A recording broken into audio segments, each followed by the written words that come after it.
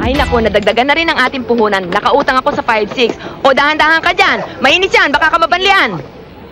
Iba na rin siyempre yung sobra-sobra ang ating pera. At ilang kumpanya na rin yung nirarasyonan natin. Mula ngayon, sa Divisoria na tayo mamimili. O, Dito yung na ho. sasawan, huwag mong kakalimutan, ha? At meron pa tayong pan-down payment sa ating jeep. Iba na siyempre kung sarili natin ang sasakyan. Mabilis-bilis at makakatipid pa tayo. Oy, Ben, dahan-dahan ka dyan sa dala mo. Naku, baka matapon yan, mabasagan tayo. O mga bata, pakibantayan lang ninyo itong mga gamit namin. Baka may dumampot. O, bilis-bilisan ninyo. Naku, tanghali na tayo, ah. Oy, konting ingat dyan. Baka mabasagan tayo ng patis. Naku, o ito, isuksok mo na dyan. Yung kanin, ha, wag mong kalimutan, Ben. O, ito ang ilagay mo dyan. Naku, bilis-bilisan ninyo. Naku naman, nag-ining rarasyon na natin, dala-dalawa pa. Oh, konting ingat dyan sa sabaw at baka maligwak. Wala nang sabaw pagdating doon. Bilis-bilisan ninyo. Oh, may isa pang kaldero. Naku, malamig na lahat ng mga ulam bago natin mairasyon. Baby, nasaan ba si Diana? Eh, baka ko nasa bahay pa. Eh, ano pang ginagawa doon sa bahay? Ewan ko. Diana, bilis!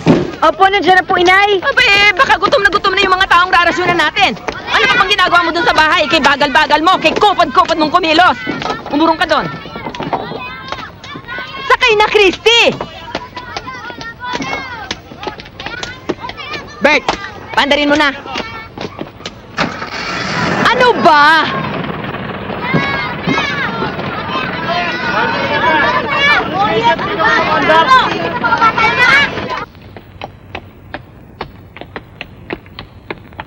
Linda, bakit nakakandado yung kwarto ko?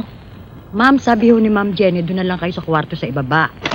Christy, pinalipat ko na ang mga gamit mo sa ibaba. Masyado kasing malaki ang kwarto niyan para sa'yo. Malulungkot ka lang dyan at nahihirapan ng mga katulong. Tumarami ang kalat.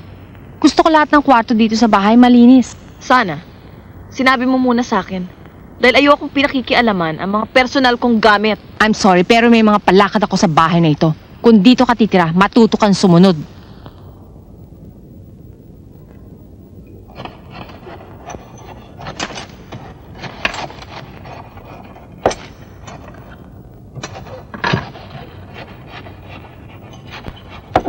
Diana, bilisan mo ginagawa mo dyan. Nay, matulog na tayo. Pagod na ako eh.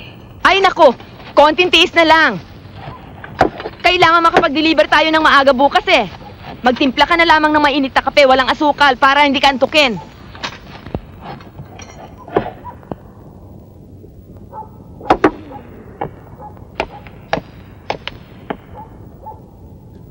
Aba,